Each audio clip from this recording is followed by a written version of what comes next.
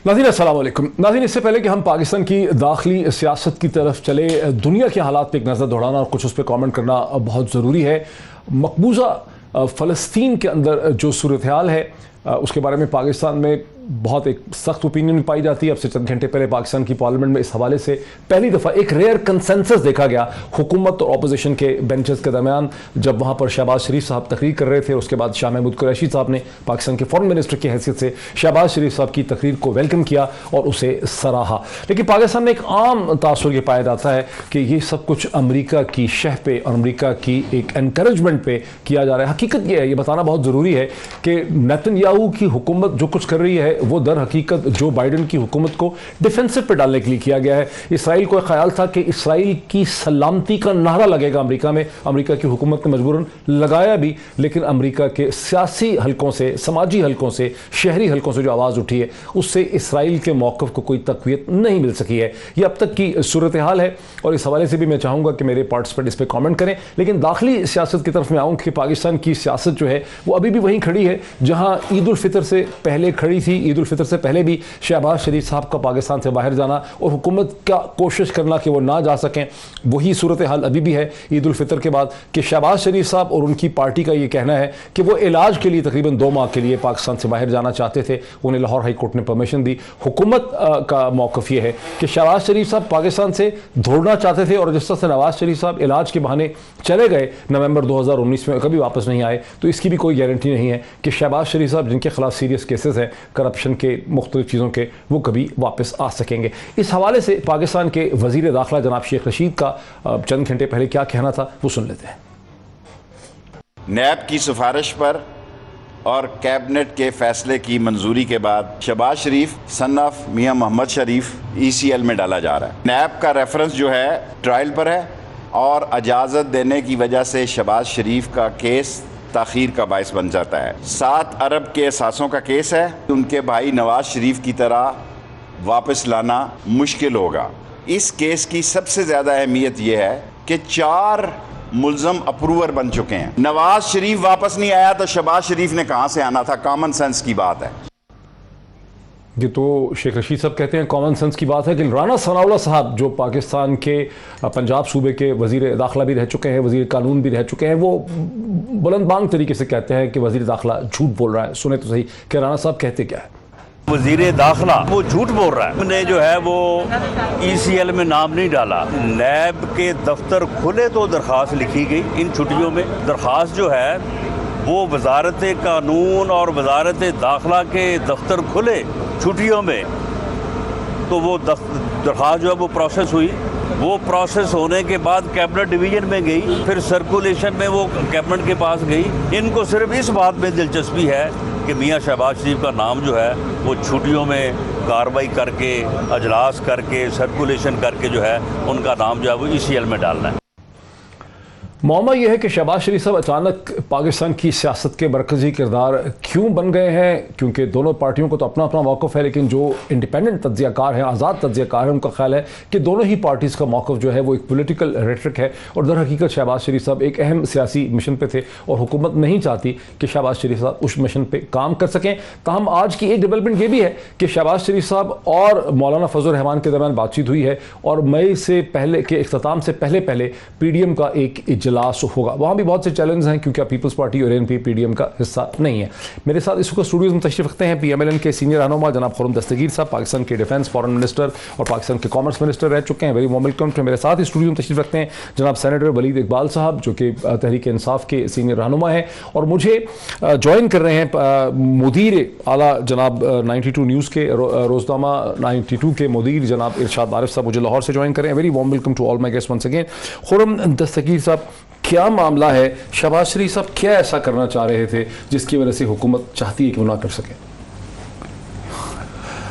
शहबाज शरीफ का जो पूरा केस है उसका कानून से कोई ताल्लुक नहीं है। उसका ताल्लुक वज़ीर आज़म की जो बुग़्ज़ और कीने की जो फितरत है, विंडिक्टिवनेस है, इंतकाम की ख्वाहिश है, जिसका उन्होंने अपने जो टेलीफोन कॉल्स नहीं थी उसमें खुलकर भी इजहार कर दिया कि जब तक ज़िंदा हूँ शरीफ ख़ानदान को नहीं छोड़ूंगा। तो जब इस तरह का कीन और जो बुग़्ज़ है वो स्टेट पॉलिसी बनकर, काबीना के फैसले बनकर हमारे सामने आ गया। वरना शेख रशीद साहब की बात अपनी जगह पर, लेकिन जो लाहौर हाई कोर्ट ने उनके उसका एक फुल बेंच है, उन्होंने जो डिटेल्ड ऑर्डर लिखा है वो भी तो खुलकर आवाम को बताना चाहिए ना, आपको भी बताना चाहिए कि उसमें ये लिखा है कि नैब ने कोर्ट के सामने इतराफ़ किया है कि शहबाज शरीफ ने कोई करप्शन नहीं की, कोई कमीशन नहीं लिया, कोई किकबैक नहीं लिया। अब जबकि नैब इतराफ़ कर चुका है और कोर्ट ने उसी बुनियाद पर, ये बड़ी दिलचस्प बात है कि कोर्ट ने ये जो बेल कोर्ट ने खत्म कर दिया सारे केसेस शहबाज शरीफ नहीं, उन्होंने उनको बेल दी, उन्होंने केस खत्म नहीं किया। उन्होंने कहा जी कि चूंकि नैब अभी तक ये साबित नहीं कर पाया कि उसके पास इतने शवाहिद हैं कि वो मजीद शवाहिद गेन करने के लिए उनको शहबाज शरीफ की डिटेंशन चाहिए, लिहाजा Shahbaz Sharif is released on bell. अब मेरिट के ऊपर बेल हुई है नैब की अपनी जो नाअहली की बुनियाद पे, क्योंकि शुरू से ही केस जाली है। पहले भी 133 दिन नहीं, देखिए 2019 में भी तो 133 दिन शहबाज शरीफ को जेल में रखा, तब भी लाहौर हाई कोर्ट ने बहुत सख्त कलमात के साथ बेल दी थी। अभी भी लाहौर हाई कोर्ट ने 5 महीने इन्होंने अपनी डिटेंशन में रखा। देखिए ये क्या तरीका है कि आपके पास सबूत कोई नहीं है और आप नैब आके माना है हाई कोर्ट के सामने कि सबूत नहीं है हमारे पास। जब आपका सबूत नहीं है और आपने एक शख्स को, चले आप ये ना कहें कि जो लीडर ऑफ द ऑपोजिशन है नेशनल असेंबली में या नेशनल असेंबली का मेंबर है वो पाकिस्तान का शहरी, तो आपने 5 महीने उसकी आजादी सलब की है, किस नाम पर की है? इसी तरह जो है हमने देखा है कि साद रफी के केस में मकबूल बाकी की जजमेंट, देखिए जब कोर्ट ये लिखता है कि human rights have been trampled, उनको कुचला गया है, तो फिर वो 16 महीने जो सिर्फ ये था कि जी इमरान खान समझते हैं कि साद रफी को जेल में डाल दो, शहबाज शरीफ को जेल में डाल दो, ये क्या तरीकेकार है? अगर आपका एविडेंस है, अगर देखें ना, ये जब हाई कोर्ट में हियरिंग हो रही थी, 2 दफा हियरिंग हुई है, क्योंकि पहली दफा वो कोर्ट में इशू बन गया, दोबारा हियरिंग हुई। नैब के पास एम्पल टाइम था कि वो तमाम जो एविडेंस अगर शहबाज शरीफ के पास थी, जो शेख रशीद साहब ने फरमाया कि जी इतने अप्रूवर हो गए, इतने वो रख देते कोर्ट के सामने। लेकिन नैब के पास शहबाज शरीफ के खिलाफ एक सबूत का टुकड़ा नहीं था, उसी वजह से बेल हुई। अच्छा, अगर सेनेटर वली साहब, अगर लाहौर हाई कोर्ट ने अपनी ऑब्जर्वेशन में ये कह डाला है कि शहबाज शरीफ साहब के खिलाफ करप्शन की, किकबैक की कोई एविडेंस नहीं है, कुछ है ही नहीं, नैब ने ही मान लिया है, फिर तो सारे ही केसेस खत्म हो गए हैं, फिर आप लोग क्या कोशिश कर रहे हैं? नहीं जी, ये बात दुरुस्त नहीं है एक्चुअली। मैं उस पर सेकंड में आता हूँ, लेकिन पहले जो खुर्रम साहब ने ये कहा है ना कि जी ये प्राइम मिनिस्टर की कोई कीना या बुग़्ज़ है और ये इसकी वजह से वो कह रहे हैं कि जी मैं नहीं छोड़ूंगा, वो मियाँ शहबाज शरीफ हों या किसी और का नाम लिया हो उन्होंने, ये ऐसी बात नहीं है। वो छोड़ेंगे बिल्कुल नहीं, ये मैं तो बिल्कुल इसकी तायद करता हूँ। वो छोड़ेंगे नहीं, क्योंकि 22-25 साल की एक आइडियोलॉजी है कानून की हुक्मरानी के, ताकतवर और कमजोर नहीं, ताकतवर और कमजोर ये नहीं कि ताकतवर के लिए कानून कुछ और है और कमजोर के लिए कानून कुछ और है। 7 अरब रुपए की मनी लॉन्ड्रिंग इस मखसूस केस में हुई है और वो जिगर नहीं, मैं इस पे आता हूं जी।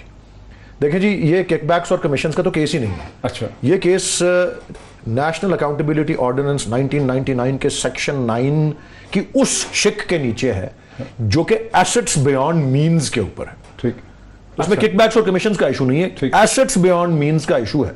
यानी जब ये डिक्लेयर्ड एसेट्स हैं, ठीक, जो कि 1.25 करोड़ रुपए के थे 2008 में, अच्छा, और अगर वो बढ़ के 6 अरब रुपए के हो गए हैं 2018 में, और जो इनकम टैक्स रिटर्न्स में आमदन वगैरह दिखाई हुई है और वो सब कुछ, वो इसका जवाब ही नहीं बन सकता, इसको जस्टिफाई नहीं कर सकते। ये केस है खुर्रम साहब। और जब ये केस होता है, जिस तरह मैं आपको अर्ज कर दूं, कुछ साल पहले बलोचिस्तान में एक सूबाई सेक्रेटरी, फाइनेंस सेक्रेटरी थे साबिक, मशहूर केस, हाँ, क्या था, उनके घर से कोई 1 अरब रुपए के तकरीबन ज्वेलरी, गोल्ड, फॉरेन एक्सचेंज निकला।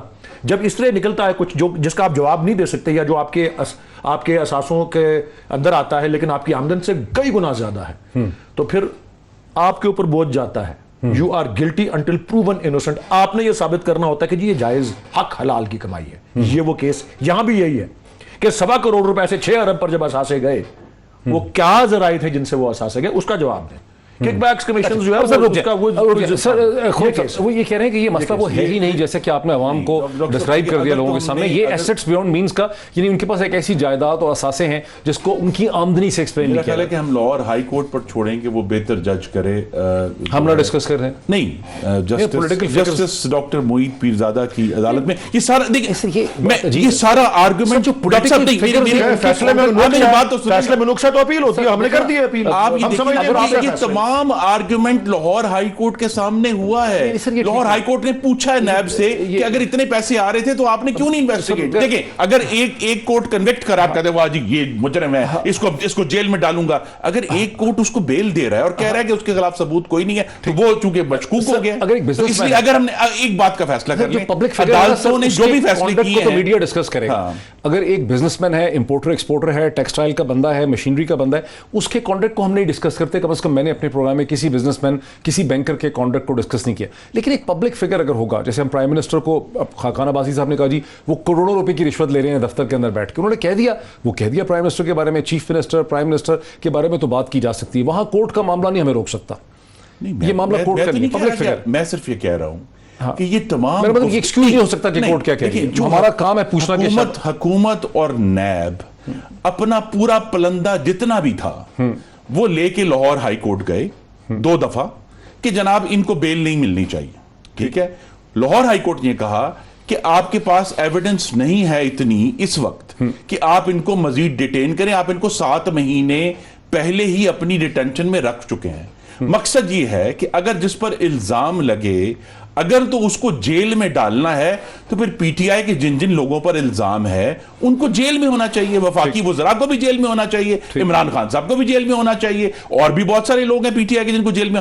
अगर सिर्फ इल्जाम की बुनियाद पर आपने जेल में डालना है, और ये जो बुक्स की बात की है, बुक्स कहां से शुरू हुआ है? बुक्स कौन सा इल्जाम है? एफआईए का केस नहीं, बुक्स नहीं, मैं सिर्फ कह रहा हूं अगर इल्जाम है तो उनको भी जेल में होना चाहिए। अगर एक रूल है, अगर एक रूल है कि जिस पर इल्जाम लग गया है उसको आप जेल में ठोस दें, बाद में देखा जाएगा। जिस तरह शहबाज शरीफ, हमजा शहबाज 20 महीने आपने रखे हैं, कोई सबूत शवाहिद नहीं आए। किसी एजेंसी का केस होगा ना, वैसे आप पे कोई इल्जाम लगा दे, मैं लगा दूं, उस पे तो नहीं आप जेल में जाएंगे, ये वलीद साहब लगा दें। कोई एजेंसी है ना, नैब, एफआईए, केस बना लें जो आपकी मर्जी है। अच्छा, जेल में डालना जहां एक सवाबदीद है नैब की, वो अपोजिशन के खिलाफ इस्तेमाल हुई है। ये ह्यूमन राइट्स वॉच ने कहा है, ये यूरोपियन यूनियन ने कहा है, ये काउंसिल ऑफ इस्लामिक आइडियोलॉजी ने कहा है, ये सुप्रीम कोर्ट ने कहा है, ये लाहौर हाई कोर्ट ने कहा है। ये एक दफा नहीं कहा, ये दर्जनों दफा बात होती है। थर्ड इसमें ओपिनियन ले लेते हैं। इरशाद आरिफ साहब, इस वक्त सूरत हाल ये है कि शहबाज शरीफ साहब ने एक पिटीशन की है एफआईए के खिलाफ, हुकूमत के खिलाफ, के लाहौर हाई कोर्ट के फैसले के बावजूद उन्हें बाहर नहीं जाने दिया, ये कंटेम्प्ट ऑफ कोर्ट है। हुकूमत ने भी एक पिटीशन फाइल कर दी है सुप्रीम कोर्ट ऑफ पाकिस्तान के सामने लाहौर हाई कोर्ट के फैसले के खिलाफ। आप इस सूरत हाल को कैसे देख रहे हैं? देखिए, दोनों साइड से पॉइंट स्कोरिंग भी हो रही है, लेकिन ये कहना बिल्कुल मैं नहीं कह सकता कम अज़ कम कि भी दोनों साइड का जो पोजीशन है वो कानूनी हवाले से बिल्कुल बेवज़न बातें हो रही हैं। देखें, लाहौर हाई कोर्ट का फ़ैसला जो है बहुत मोहतरम है, काबिल एहतराम है, लेकिन इसी तरह के फ़ैसले जब सुप्रीम कोर्ट से आए हैं तो मुस्लिम लीग नून ने और शरीफ ख़ानदान ने उनको नहीं माना, यानी उनको ये कहा कि वो बुग़्ज़ और अनाद पर मबनी हैं। ये 5 जज और 3 जज की बहस भी यहाँ होती रही है। तो ये हमारे यहाँ सियासतदानों का एक वतीरा बन गया है कि जो फ़ैसला हक़ में आ जाए किसी कोर्ट का, वो बहुत मुक़द्दस होता है, मोहतरम होता है और काबिल तक़लीद होता है, उस पर काबिल इताअत होता है, उस पर अमल दरामद होना चाहिए, और जो ख़िलाफ़ आ जाए फिर वो बुग़्ज़ होता है, अनाद होता है। एक तो ये हमारा एक सियासी वतीरा है जिसकी मैं तो हौसला शिकनी करूँगा। मैं तो कहूँगा कि सुप्रीम कोर्ट का फ़ैसला भी काबिल एहतराम और काबिल इताअत था, और उस पर कोई बात कम अज़ कम जो मुल्ज़िम है उसको नहीं करनी चाहिए। और जो हाई कोर्ट के फ़ैसले हैं, दोनों फ़ैसले, मैं दोनों फ़ैसलों के बारे में मेरा नुक्ता नज़र ये है कि अगर हम इस तरह अदालतों को बेतौकीर करना शुरू कर देंगे कि अगर एक फ़ैसला आया है और हुक्मरान पार्टी के लोग, वज़रा जो अवामी नुमाइंदे हैं, अवाम को जवाबदेह हैं, जो आइन के, पार्लियामेंट के कस्टोडियन हैं, वो ये कहना शुरू कर देंगे इन फ़ैसलों को हम नहीं मानते, तो ये मैं समझता हूँ कि अच्छा नहीं होगा, लाकानूनियत इससे फैलेगी। लेकिन वज़न दोनों में है। ये इस बात से तो मैं इत्तेफाक नहीं करता कि नैब ने सिर्फ अपोजिशन को निशाना बनाया है। मेरा ख्याल है अलीम ख़ान साहब जो हैं वो, उनका अपोजिशन से ताल्लुक़ नहीं है। और सब्तैन ख़ान का भी अपोजिशन से ताल्लुक़ नहीं है। ये दोनों वज़ीर थे और वज़ीर की हैसियत से उनकी गिरफ़्तारी भी अमल में आई, वो जेल में भी रहे जुडिशल रिमांड पर, और उसके बाद वो अदालतों के ज़रिए ही ज़मानतों के ज़रिए ही वापस आए हैं। तो मेरा ख़्याल है यानी इस हद तक बात दुरुस्त है कि और फिर दोबारा वज़ीर लोग बन कम गए। गिरफ़्तार हुए हैं, अपोजिशन के ज़्यादा हुए हैं, लेकिन हुकूमत के लोग ज़्यादातर लोग तो पहली दफ़ा इक़्तिदार में आए, उनके पास तो कौमी ख़जाना नहीं था जिससे वो लूट मार करते लेकिन अपने अच्छा, अब इसको कैसे हम एक्सप्लेन करें कि हुकूमत के लोग पहली दफ़ा ही गिरफ्तार हुए हैं? ये तो बिल्कुल इससे हकीकत पहले है कि पाकिस्तान की हुकूमत तारीख के है कि लोग हुकूमत में जो होता है वो कभी गिरफ्तार नहीं हुआ। पहली ये- दफ़ा गिरफ्तार हुए हैं। इससे पहले ऐसी मिसाल नहीं है कि हुकूमत के लोग जो हैं वो काबिल मुआख़ज़े ठहरे हों या उनको गिरफ़्तार किया गया और उन्हें ज़मानतें करानी पड़ी हों। लेकिन ये बात हम भी कहते हैं कि नैब जो है वो कार्रवाई करे और वो इंतकाम पर मबनी नहीं होना चाहिए। हुक्मरान हूँ या अपोजिशन के लोग हूँ, जिन लोगों ने इस मुल्क का पैसा लूटा है, जो लोग अपने असासों को जायज़ साबित नहीं कर सकते, उनके ख़िलाफ़ कार्रवाई होनी चाहिए और उस पर अदालतों में जाके फ़ैसले होने चाहिए, ना कि हम एक पब्लिक ट्रायल करें हुकूमत की तरफ से या अपोजिशन की तरफ से, नैब को निशाना बनाया जाए या अदालतों को निशाना बनाया जाए। ये तो हकीकत है, ये तस्लीम करेंगे कि पाकिस्तान की दौलत लूटी गई है। हमारे सियासतदानों ने, अवामी नुमाइंदों ने अपने असासों में बेतहाशा इजाफा किया है। अच्छा, लेकिन और यही वजह है कि वो जवाब नहीं दे पाते कि ये असासे हमारे किस तरह बढ़ अब तो गए। ये ऐसा लग रहा है कि जब शहबाज शरीफ साहब ने इरशाद साहब, जब शहबाज शरीफ साहब ने मौलाना फजल रहमान के साथ बात करके ये फैसला कर लिया कि पीडीएम का इजलास एंड में से पहले बुलाया जाएगा, तो ऐसा लगता है कि शहबाज शरीफ साहब ने अब अंदर से तस्लीम कर लिया है कि उनका लंदन जाना ठहर गया है। अब वो लंदन नहीं जा रहे हैं, अब वो यहीं बैठ के सियासत को लीड कर रहे हैं। नहीं, वो तो साफ जाहिर है ना जी, ACL में नाम डाल दिया गया है, जब तक वो खारिज नहीं होता। एक और मेरे सवाल ब्रेक से पहले मुझे उठाने दीजिए हुकूमत की तरफ से। वली साहब, वली साहब, अगर शहबाज शरीफ साहब बाहर चले थे 2 महीने के लिए तो ज़्यादा सुकून था। अब उन्होंने मौलाना फजल रहमान के साथ मिलकर पीडीएम की मीटिंग बुला ली है, एक तरह से वो एक सियासत को लीड करने की कोशिश कर रहे हैं। ये आउटकम तो ज़्यादा बुरा है आपके लिए। नहीं, हमें तो इस बात की कोई परेशानी नहीं है कि ये पॉलिटिकल आउटकम इसका क्या है। मैंने तो आपको अर्ज कर दिया ना, हमारी तो पीडीएम से नहीं घबराते हम, बिल्कुल नहीं जी। उनका तो गुब्बारे से भूख क्या निकलनी, गुब्बारा ही फट चुका है। वो इत्तेहाद हो सकता है दोबारा, कौन सी देर लगती को हम खौफजदा नहीं है उससे। अच्छा, और इनका जाने या ना जाने का तो उनके बाहर जाने से इनका जाने और नहीं, बिल्कुल खौफजदा नहीं। वो कानून की हुक्मरानी के लिए हम एक भाई की लड़ाई या शहबाज शरीफ साहब किसी मिशन पे थे कि नवाज शरीफ साहब के साथ मिलकर मामला तय करने हैं, आपके जहन में लीडरशिप के, आपके जहन में, इनके जहन में किसी भी चीज में हो, हम तो कानून की हुक्मरानी के लिए और कानून के ताबे लाने के लिए हम लड़ रहे हैं उनके। और एक भाई मफरूर, बेटा मफरूर, दामाद मफरूर, दूसरे फैमिली मेंबर्स मफरूर, तो एक और मफरूर हम जाने, एक और 50 रुपए के स्टैंप पेपर पे अहम सुलह मशवरे करने थे नवाज शरीफ साहब के साथ। उनको कुछ उन्होंने एग्रीमेंट करवाने थे उनसे कि आगे की सियासत 2 साल की कैसे चलेगी। नहीं जी, उनके बाहर जाने का मतलब हमारे लिए ये है कि वो समझते हैं वो कानून से बालातर है और हम उनको कानून के ताबे लाना चाहते हैं। और इसके अलावा पहले भी गए थे और फिर वापस आ गए। नहीं, वो गए और नहीं, ये अजीब बात है, कानून से बालातर है। ये मिसाल आई ऑब्जेक्ट टू दिस। देखिए, क्या शहबाज शरीफ जो है वो कोई क्लैंडस्टाइनली खुफिया तरीके से पाकिस्तान से फरार हो रहे थे जो है वो बोट के ऊपर? कानून, अदालत ने उनको इजाजत दी है, बड़े भाई को भी इजाजत दी थी। हाँ, तो अदालत ने इजाजत दी थी, यही तो बात है। आए नहीं वापस, वो ये कह रहे हैं, वो कानून के तहत उन्होंने कोशिश की बात जाने। ये कह रहे हैं कि वो गए थे वापस नहीं आए। नवंबर 2008 हफ्ते के लिए गए जी। शहबाज शरीफ भी उनके साथ गए थे, वो वापस आए कि नहीं आए? वो आए मार्च 2020 में, एक दफा जाकर वापस आए, इस गुत्थी को दोबारा आएंगे, आप ये फिक्र ना करें। ब्रेक ले लें, इस गुत्थी को हम सुलझाते हैं। मेरे साथ रहिए इरशाद साहब, एक ब्रेक ले लें। ब्रेक के बाद नाज़रीन यहीं से गुफ्तगू को आगे बढ़ाते हैं। मेरे साथ रहिए आफ्टर द ब्रेक। नाज़रीन वेलकम बैक। गुफ्तगू को आगे बढ़ाते हैं। खुर्रम दस्तगीर साहब, वक्फे से पहले बात यहाँ तक पहुँची थी कि बहुत से जो एनालिस्ट हैं उनका ये ख्याल है कि शहबाज शरीफ साहब एक अहम सियासी मिशन पे थे, क्योंकि पहले भी वो गए, हुकूमत को खौफ नहीं था। आपने शुरू में कहा कि हुकूमत का बुग़्ज़ है, लेकिन नवाज शरीफ साहब को इस हुकूमत ने बाहर जाने दिया, शोर मचाते रहे, कुछ नहीं किया। शहबाज शरीफ साहब भी बाहर गए, वापस आ गए।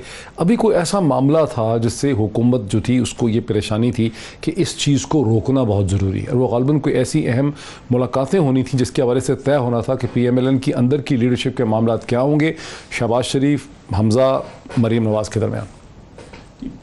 हमारी पार्टी के नॉलेज में ऐसी कोई बात नहीं थी कि उन्होंने कोई ऐसी डिस्कशन करनी थी। 2 महीने उन्होंने क्या जो आजकल देखिए वो अब ये बात मुझे दुख से खुलकर कहनी पड़ती है कि वो कैंसर पेशेंट हैं। उन्होंने कोई एविडेंस नहीं लाहौर हाई कोर्ट में। आज हुकूमत ने कहा है कि किसी किस्म की कोई एविडेंस हमारे सामने नहीं आई। नहीं, उन्होंने जो, मैंने आपसे यही तो अर्ज की कि जो हाई कोर्ट में बेल एप्लीकेशन थी वो मेरिट के ऊपर थी कि दे हैव नो एविडेंस, और कोर्ट ने फिर वो बात शुरू हो जाएगी कि ये कोर्ट नहीं, लेकिन कहा ना कि मेडिकल ग्राउंड्स पे जाना चाहते हैं, बीमार हैं जी, बीमारी के बाहर जाने का जो बेल उनकी हुई है मेरिट के ऊपर, जो बाहर जाने का उन्होंने कहा कि जी वो एक लॉन्ग स्टैंडिंग कैंसर पेशेंट है और वो उनका साल कैंसर ट्रीटमेंट तो उनको अमेरिका में हुआ था। जी, लेकिन वो बरतानिया में तमाम तो चेकअप्स जो हैं, क्योंकि उसके बाद वो इंग्लिस्तान शिफ्ट हो गए थे 2004 के बाद, तो वहीं उनके बहुत साल जो हैं वो चेकअप्स हुए हैं। उसके बाद वो हर साल जाते हैं। तो फिर जाना मकसद क्या था जाने का? ट्रीटमेंट था उनका। चेकअप होता है कि उनका कैंसर जो है क्या वो दोबारा रिमिशन है, नहीं है, क्या इशू है। दूसरा ये कि ये बात याद रखिए कि शहबाज शरीफ की फैमिली ने बहुत सफ़र किया है, और इस हुकूमत का जो बुग्ज और कीना जो कहते हैं ना जी, कि वो वाहिद फैमिली है जिसमें शहबाज साहब की अहलिया को, उनकी बेटियों के घर रेड हुए, उनकी बेटियों को कोर्ट में घसीटा गया, खुद भी वो कोर्ट में, उनके बेटे 20 महीने बगैर किसी सबूत के, शवाहिद के, केस के, हमजा शहबाज जो लीडर ऑफ द अपोजिशन भी हैं, उनको वहाँ रखा गया। तो शहबाज शरीफ के पास बुक्स की बड़ी तवील दास्तान है और ये वही चल रही है, क्योंकि वो इमरान खान ये समझते हैं कि गालिबन उनकी जो एक अथाह नालायकी है और इनकॉम्पिटेंस है, उसका सबसे बड़ा जो कंट्रास्ट है वो शहबाज शरीफ है। आज भी वो खड़े हैं, जब वो खड़े हुए कौमी असेंबली में, सबसे बड़ा कंट्रास्ट वही है। और जो बात कहते हैं कि जी कह देना आसान है, मफरूर तो वजीर आजम पाकिस्तान थे ना आज, वो क्यों नहीं थे अवाम में? आज जब भी कोई मौका होता है, कश्मीर का मौका हो, फ़लस्तीन का मौका हो, फाटफ का मौका हो, गिलगित बल्तिस्तान का मौका हो, इमरान खान साहब मफरूर है अपनी जिम्मेदारी से। आज भी वो यहाँ नहीं थे, हालांकि इतना है मौका था फ़लस्तीन का, लेकिन वो वहाँ नहीं है। तो ये जो कहना है कि जी जो असल मफरूर है वो वज़ीर आज़म पाकिस्तान है, कि जिसको जहाँ सऊदी अरब से वापस आकर जो हैं चीफ ऑफ आर्मी स्टाफ चले जाते हैं अफगानिस्तान, वहाँ डिस्कशन हो रही है ब्रिटिश चीफ ऑफ आर्मी के पाकिस्तान का क्या रोल होगा, और वज़ीर आज़म जो हैं वो यहाँ ये बयान दे रहे हैं कि जी मैं तो जब तक जिंदा हूँ मैं शरीफ ख़ानदान को नहीं छोड़ूंगा। रियासत चलाना शरीफ खानदान को ना छोड़ने से अलहदा है। वज़ीर आज़म ने उन दोनों को इकट्ठा किया उनके ज़हन में कि मैं चूंकि वज़ीर आज़म हूं, मैं अपनी कुर्सी को इस्तेमाल करके शरीफ खानदान से अपना बॉक्स निकालूंगा, और जो रियासत चलाना है वो उनसे नहीं चल रहा। इरशाद साहब, PMLN को तो मौक़िफ़ ये है कि शहबाज शरीफ साहब एक कैंसर सर्वाइवर हैं, उनको ज़ाहिर है ट्रीटमेंट के लिए बरतानिया जाना था। ट्रीटमेंट उनका हुआ अमेरिका में था, लेकिन ज़ाहिर है उसकी फॉलोअप जो है वो बरतानिया में होती रही। लेकिन जो इंडिपेंडेंट लिखने वाले हैं, तज्ज़ियाकार हैं, वो क्या महसूस करते हैं कि शहबाज शरीफ साहब मेडिकल वजूहात की वजह से जाना चाहते थे, कुछ क्या सियासी वजूहात ऐसी थी जिस वजह से शहबाज शरीफ साहब बाहर जा रहे थे? डॉक्टर साहब, वो एक शेर है उर्दू का, इस बलगमी मिजाज को गर्मी रास है। वो ट्रीटमेंट के लिए जा रहे थे या किसी सेटलमेंट के लिए जा रहे थे, दोनों सूरतों में मैं समझता हूँ हुकूमत का फ़ायदा है कि हुकूमत, कोई भी हुकूमत हो, जब वो लड़ाई में उलझ जाती है तो उसकी परफॉर्मेंस मुतासर होती है, वो अपने काम पर तवज्जो नहीं दे सकती। और अगर शरीफ ख़ानदान सन 2000 में सऊदी अरब ना चला जाता तो परवेज़ मुशर्रफ 8 साल हुकूमत नहीं कर सकता था। अपोजिशन का मुल्क से बाहर रहना या अपोजिशन लीडरशिप का बाहर रहना हुकूमत के फ़ायदे में होता है कि हुकूमत अपने काम पर तवज्जो दे सकती है, लेकिन हुकूमत ने उनको यहाँ रख कर मैं नहीं समझता कि कोई फ़ायदा उठाया हो। उसूली मौक़िफ़ की जहाँ तक बात है कि अगर वो बाहर चले जाते हैं तो वो उसूली मौक़िफ़ तो फिर भी बरकरार रहता है कि देखिए हम इस मुल्क में एहतसाब जो है ना, इस एहतसाब का अमल जारी रखना चाहते हैं। हम अपोजिशन को, उन लोगों को जो करप्ट लोग हैं, सज़ा देना चाहते हैं, वो मुल्क से बाहर भाग गए हैं। वो एक तरह का प्रूव करते हैं कि वो वाकई जवाबदेह नहीं है। आपने बड़ी दिलचस्प बात की कि अगर शरीफ खानदान 2000 में मुशर्रफ के ज़माने में बाहर ना चला जाता तो मुशर्रफ के लिए 8 बरस हुकूमत करना मुमकिन न रहता। लेकिन मजीद निज़ामी साहब ने जाना चाहता था, क्योंकि हुदैबिया पेपर मिल और इस तरह के बहुत से केसेस जो बाद में रुक गए, अगर वो चलते रहते तो फिर तो नवाज शरीफ साहब की कन्विक्शन हो जाती। हाई कोर्ट से कन्विक्शन मेरा ख्याल हुई भी थी, उस दूसरे केस में हो जानी थी, एक तो त्यारा साजिश केस और इस तरह की चीज़ें, तो फिर सुप्रीम कोर्ट से भी हो जाती, अपील जरा रिजेक्ट हो जाती, फिर तो वो नाअहल हो जाते सारी उम्र के लिए। तो एक ये भी तो ओपिनियन है ना कि नवाज शरीफ साहब ने इंटेलिजेंटली डेलिबरेटली अपने आप को उस लीगल मुश्किल प्रोसेस से एक ऐसी वक्त में जबकि मुशर्रफ को कंट्रोल था सिस्टम पे, अपने आप को सेव कर लिया। यही वजह थी कि वो बाहर जाना चाहते थे। इस पे क्या आपका रद्द अमल? डॉक्टर साहब ये देखें, इस वक्त तो मियां नवाज शरीफ साहब उम्र भर के लिए नाहल हो चुके हैं ना, ताहयात नाहल हो चुके हैं, लेकिन क्या वो रेलेवेंट नहीं है सियासत में? नंबर वन, पाकिस्तान जैसे मुआशरे में जहाँ तालीम बहुत कम है, सियासी तासुबात बहुत मजबूत हैं, यहाँ कोई फ़ैसले जो हैं मेरिट पर ना शख्स फ़र्द करता है ना इदारे करते हैं, वहाँ इससे कोई फ़र्क नहीं पड़ता कि कोई शख्स कन्विक्टेड है या नहीं है। बुनियादी चीज़ जो है कि मुल्क में जो शख्स बैठा होगा और वो अगर मकबूल सियासतदान है या उसका असर रसूख है, गठजोड़ का माहिर है, तो वो हुकूमत के लिए प्रॉब्लम पैदा करेगा। जब वो मुल्क से बाहर चला जाता है तो उस पर दो इल्ज़ाम लग जाते हैं। एक तो ये कहा जाता है, जिस तरह हुकूमत कह रही है कि वो मफरूर है, भाग गया है, खौफजदा है। हमारे यहाँ बहादुर आदमी की जो है बहुत ज़्यादा रुकिए, अभी इसमें हुकूमत का मौक़िफ़ ले ले, हुकूमत का मौक़िफ़ ले लीजिए मुझे। ठीक है, आपका बड़ा क्लियर आ गया इस पर कि सर वली वो ये समझते हैं कि दर हकीकत ये कि कानूनी चाराजोई से और ये लीगल कन्विक्शन हो जाए, कोई नाअहल हो जाए, इससे फ़र्क नहीं पड़ता पाकिस्तान की सियासत में, सब चीज़ें बाद में बदल जाती हैं और हुकूमत को सियासी तौर पर नुकसान है शहबाज शरीफ साहब को रोकने से। ये उनकी राय हो सकती है जी। हुकूमत का बिल्कुल ये मौक़िफ़ नहीं है। और इसी तरह जिस तरह खुर्रम साहब ने कहा कि जी वो बकौल इनके अभी ये कह रहे थे कि जी उन्होंने मियां शहबाज शरीफ को नहीं छोड़ना क्योंकि वो पीएम है, उन्होंने इसलिए नहीं छोड़ना। भाई एक आइडियोलॉजी पर, एक अपने नज़रिए के सुतून, दो सुतून है ना हमारे नज़रिए के 25 साल से, करप्शन से आज़ाद निज़ाम और ताकतवर और कमज़ोर कानून की निगाहों में बराबर हो। इस पर वोट लेके आए हैं भाई। हम किस तरह अपने जो जिस नजरिए पे वोट लेकर आए उसके एतमाद को ठेस पहुंचा दे इस तरह से कि कोई कसर ना छोड़े। हम तो कोई कसर नहीं छोड़ना चाहते कानून में। जो ठीक है, इवेंचुअली अदलिया उनको जाने दे, छोड़ दे, जिस तरह मियां नवाज शरीफ के वहां, तो ठीक है। हम तो उधर भी हम मॉनेटरी सिक्योरिटी मांग रहे थे, 7 अरब रुपए की जो फाइन वहां पे है, 50 रुपए के स्टैंप पेपर पे कोर्ट ने कहा चले यहाँ भी शहबाज शरीफ साहब अगर मॉनेटरी सिक्योरिटी दे दें 7-8 अरब रुपए की तो जाने देंगे? नहीं, देखें जी इधर बैंक गारंटी दे देखें। अब ये जरा यहाँ दो फैसलों की बात आती है, यके बाद दीगर 2 फैसले हुए। एक तो full bench Lahore high court का था जिन्होंने बेल दी पहला, उसके बाद सिंगल बेंच जिन्होंने बाहर जाने की इजाजत दी। अब ये देखिए, ये भी हमने अपील में ग्राउंड लिया हुआ है कि फुल बेंच जो 3 जजेस का था जिन्होंने बेल दी, उन्होंने मेडिकल ग्राउंड्स को मुस्तरद किया। अच्छा, बिल्कुल जी। और यहाँ मेडिकल ग्राउंड्स ही लिए जा रहे हैं और इधर और बहुत से जो हमने ग्राउंड लिए हैं उस पर ये बात ये नहीं, ये जी कोई जी बिल्कुल दुरुस्त है। फुल बेंच था, जी उसने मेडिकल ग्राउंड्स पे बेल नहीं दी। मेडिकल ग्राउंड प्रेस किए गए थे उसके आगे, मेडिकल ग्राउंड प्रेस किए गए थे बेल के लिए, उन्होंने उस पर नहीं दी बाय द वे। अच्छा, उसके बाद यहाँ पर भी कोई ऑनलाइन रिजर्वेशन की हुई है किसी अपॉइंटमेंट की, उसको दिखा के बाहर जाने की इजाजत ले ली कोर्ट से।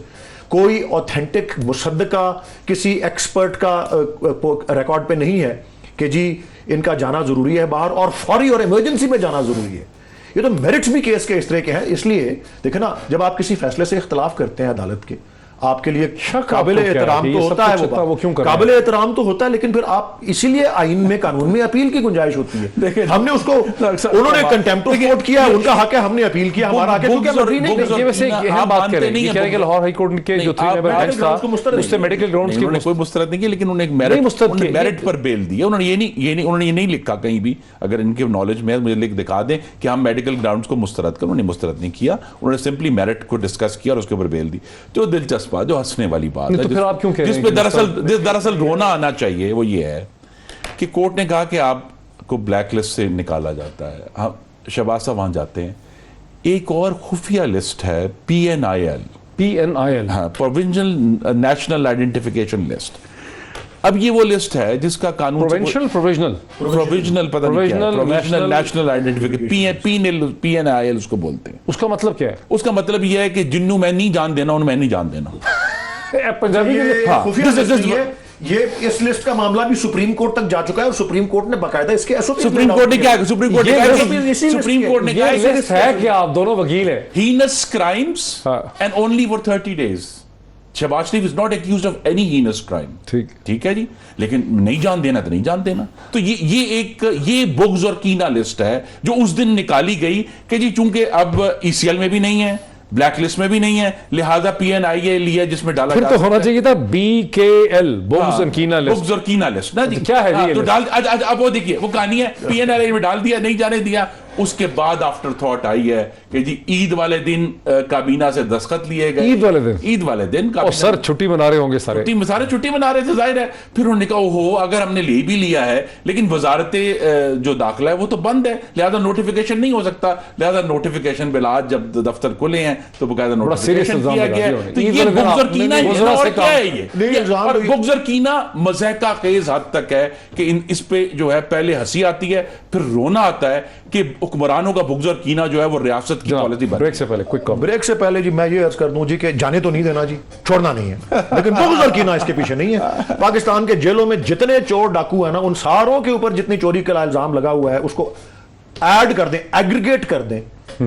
ये एक केस जो है उसमें इससे ज्यादा बड़ी पैसा का जो है इन्वॉल्व है। और जिन्होंने इनकी बेटियों का, इनकी जोजा का, इनके सारों का कहा, ये टीटीज के जरिए उनके टीटीज के जरिए जाली अकाउंटों में पैसे से उनकी जायदादें खरीदी गई। डॉक्टर साहब मेरी आपसे इस्तदा है, आप अदालत में बुला सकते हैं लेकिन बेटियों के घर पर रेड करना ये है बुग़्ज़ और कीना। ये है एक ब्रेक में सर मैं नहीं हूं, मेरी बेटी के घर पे पुलिस रेड करे, भाई आपने अदालत में बुलाया, वो अदालत में पेश हुई हैं, लेकिन आपने उनके घरों, बेटियों के घरों पर रेड किए हैं, ये बहुत ही हिंदोनाक बात है। और यही BKL है। एक ब्रेक लेते हैं, ब्रेक के बाद ये देखते हैं कि इस झगड़े का दोनों सियासी जमातों के मुस्तकबिल पे क्या असर होगा। एक ब्रेक के बाद नाज़रीन वेलकम बैक। नाज़रीन वक्फे से पहले मैंने ये सवाल उठाया कि शहबाज शरीफ साहब के साथ कि जाने ना जाने के ऊपर जिस किस्म का झगड़ा हुकूमत ने पिक किया और अब शहबाज शरीफ साहब उसके नतीजे में गुज़िश्ता कई दिनों से पाकिस्तान की सियासत के रडार में एक मरकज़ी किरदार की हैसियत से उभरे हैं।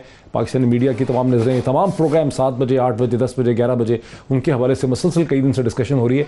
इसका पाकिस्तान की सियासत पे इफ़ेक्ट होता क्या है? इरशाद आरिफ साहब, आपको क्या लगता है कि इस पूरे इशू के नतीजे में, इस झगड़े के नतीजे में हुकूमत ने दर हकीकत शायद गलती से शहबाज शरीफ साहब को पहले से कहीं ज़्यादा मकबूल कर दिए?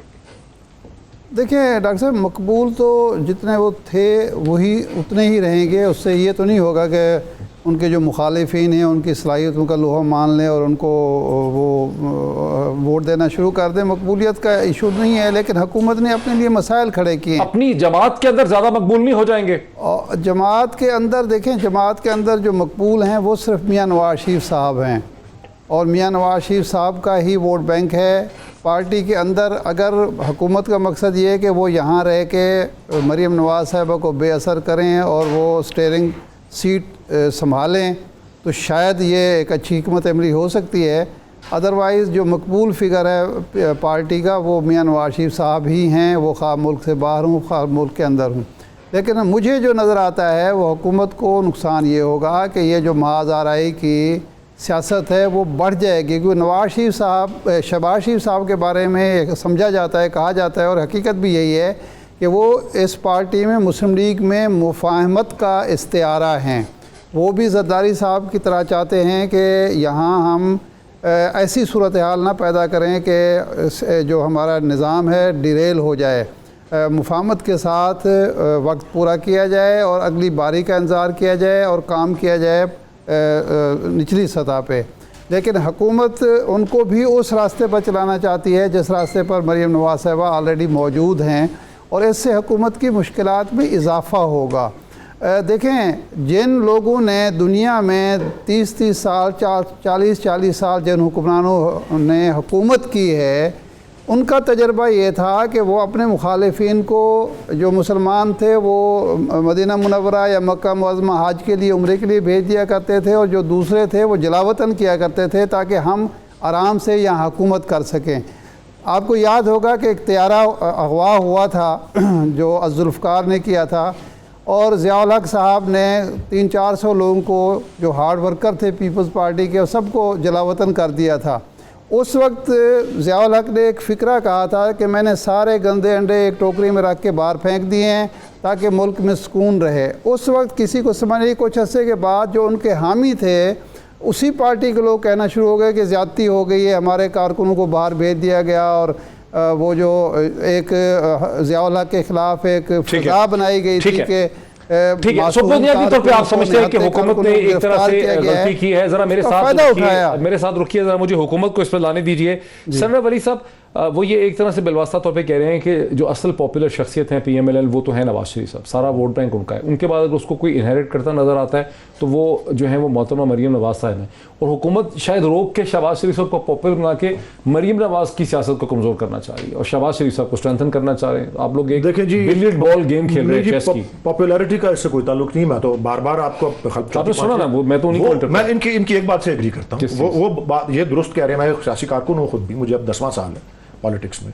ये बात दुरुस्त कह रहे हैं कि मियां शहबाज शरीफ की मकबूलियत कोई नहीं है। अगर PMLN का कोई वोट बैंक है तो वो मियां नवाज शरीफ ही की शख्सियत से अटैच, और उसके बाद फिर मरीम नवाज, वो आगे की बात है। मैं ये इनसे इस बात की हद तक एग्री करता हूँ, लेकिन आपके साथ मेरा इस प्रोग्राम अब नवाज शरीफ तो इलेक्शन में खड़े नहीं ना होंगे, तो ठीक है, लेकिन मैं सिर्फ ये अर्ज कर रहा हूँ कि मियां शहबाज शरीफ को ना जाने देने की का ताल्लुक जो है उसके कोई पॉलिटिकल उसमें पहलू नहीं है, उसका महज कानून की हुक्मरानी और आइन की बालादस्ती से ताल्लुक है। और यह कि जी पाकिस्तान की अदालतों की जुरिस्डिक्शन से बाहर जो है हमारी गवर्नमेंट का तजर्बा जो है माजी में इनके साथ, इनकी फैमिली के साथ, इनके घर वालों के साथ जो है वो आपके सामने। हम नहीं चाहेंगे कि वो मुल्क की जुरिस्डिक्शन से, अदालतों की जुरिस्डिक्शन से और पहुंच से बाहर जाएं, बिकॉज फिर वो एक्सट्रेडिशन का मामला जो है खासकर उन मुल्कों से जिसके साथ ट्रीटी ना हो जिस तरह UK है, वो फिर कोई सियासी पहलू नहीं है, प्योरली कानून की हुक्मरानी और आइन की बालादस्ती। ये नहीं कि कमजोर के लिए कानून कुछ और है और ताकतवर के लिए कानून। लेकिन आप कानून की बालादस्ती के लिए खड़े हैं जबकि अदालतें जाने दे